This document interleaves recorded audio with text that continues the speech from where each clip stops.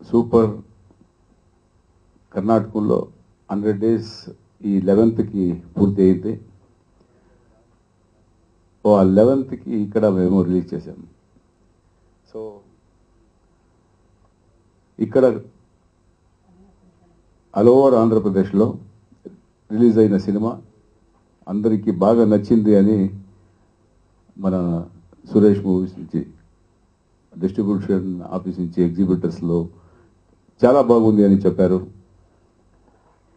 ఇప్పుడు ఉండేది అంటే మీ చేతిలో, మీడియా చేతిలో ఇలాంటి ఒక సినిమాని ప్రమోట్ చేసి ప్రతి ఒక్కరూ ఈ సినిమాని చూసేలాగా చేసేది మనందరి ఒక కర్తవ్యం అని నేను అనుకుంటాను. ఎందుకంటే సినిమా ప్రొడ్యూస్ చేయడం అనేది ఖండితంగా ఒక కమర్షియల్ మెంటాలిటీ అన్ని ప్రొడ్యూసర్స్కు ఉండొచ్చు. కానీ ఈ సినిమా మాత్రం నేను ఉపేంద్ర గారు సినిమా చేసేటప్పుడే అనుకున్నాము, ఏదో ఒక మెసేజ్ అనేది ఖండితంగా జనాల మనసులో, ఒక 1000 జనాల్లో ఒక 4 మారిన ఈ సినిమా చూసి మన దేశాన్ని ప్రేమించాలి అని ఒక మన కాన్సెప్ట్ని వాళ్ళు అక్సెప్ట్ చేశారంటే విల్ బి వెరీ హ్యాపీ అనే ఇంటెన్షన్లో we thought of producing this movie. So ఇప్పుడు నియరింగ్ 1 week అవుతా ఉంది. ఇంకా జనాలు చూడాలి, దాన్ని చూసే మాదిరిగా మీరందరూ చేయాలని ఈ సందర్భంలో నేను కోరుకుంటాను. నమస్కారం. ఇలా ఏమంటే ఎప్పుడు మనము ఫారిన్ కంట్రీకి షూటింగ్ వెళ్ళే టైంలో అక్కడ చూసి మనం ఎప్పుడు కంపేర్ చేసుకుంటాము, ఏంటి ఇంత బాగుంది, ఇంత చిన్న చిన్న కంట్రీస్, మన కంట్రీలో ఇండియాలో అన్నీ ఉంది, ఇంటెలిజెన్స్ ఉంది, రిసోర్స్ ఉంది, అన్నీ ఉంది, ఎందుకు ఇలా అయింది అని అది నాతోనే కాదు అందరితోనే ఉంటుంది, అందరి లోపలనే ఉంటుంది. ఇదే ఒక కాన్సెప్ట్గా పెట్టుకొని ఏమంటే ఇది అవుతుందా అని ఎవరు గడిగితే కూడా అయ్యో ఎక్కడవుతుంది, ఇండియా ఇలాగే ఉంటుంది అని. అంటే నాకేమో ఒక పాజిటివ్గా థింక్ చేశాను, లేదు అవుతుంది. ఎలా అవుతుంది అంటే జనాలు యోచన చేయాలి, జనాలు యోచన చేస్తే అలా ఒక స్క్రిప్ట్ ఇలా స్టార్ట్ అయింది. ఇది కోపం ఏం లేదు, అది ఉండే పరిస్థితి, మీకు అది ఉంది, అందరికీ అది ఉంది. అదే నేను చెప్పాను, అంతే, ఇంకేం లేదు. అందుకే పేరు ఇలా పెట్టింది. అందుకే ఏమంటే ఇది మాటలో చెప్పి మర్చిపోయే ఇది ఫిలం కాకూడదు, టైటిల్ కాకూడదు, చేతుల్లో చేసి చూపించే టైటిల్ కావాలి అని ఈ టైటిల్ పెట్టాను. వాళ్ళకి అదన్నీ ఆరాంగా ఉంటుంది, వాళ్ళకి తెలుసు. అంతే, తిట్టుకొని పర్వాలేదు.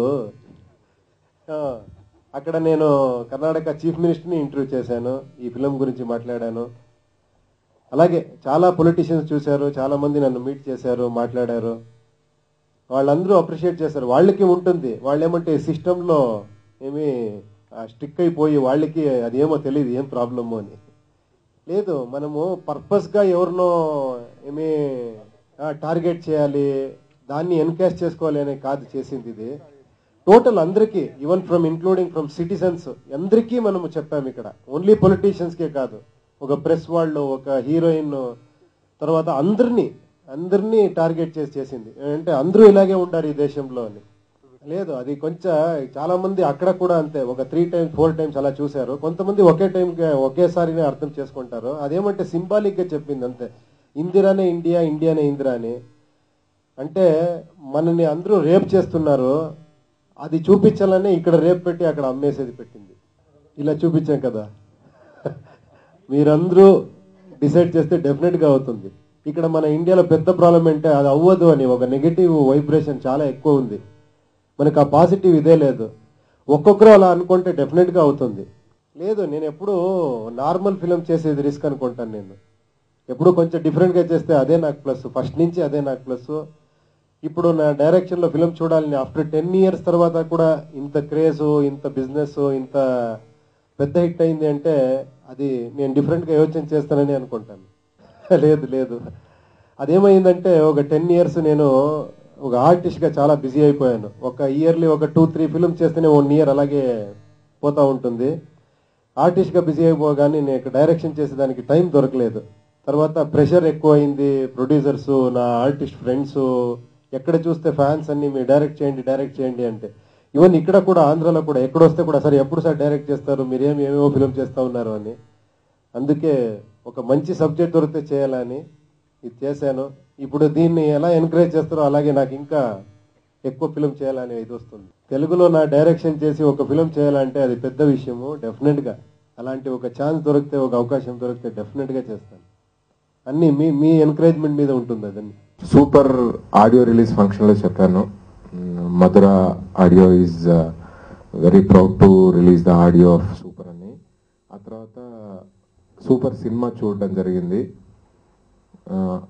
ఆ రోజు చెప్పాను సూపర్ అంటే బేసికలీ నేను ఒక 10 years బ్యాక్ అమెరికా నుంచి సినిమా ఇండస్ట్రీకి వద్దామని చెప్పి నేను ఇండియాలో దిగినప్పుడు కొంచెం కన్ఫ్యూజ్డ్ స్టేటస్లో ఉన్నాను అనమాట. అప్పుడు రీజన్ ఏంటంటే అక్కడ యుఎస్లో ఆ ఫెసిలిటీస్ అవి ఇవన్నీ చూసి అంటే ఇక్కడ అలవాటైనా కూడా రాగానే ఈ ట్రాఫిక్ సిస్టము ఇదంతా చూసి అంటే మన వ్యవస్థను ఇదంతా చూసి ఒక షాక్ లాగా ఉండే ఫస్ట్ 2-3 days.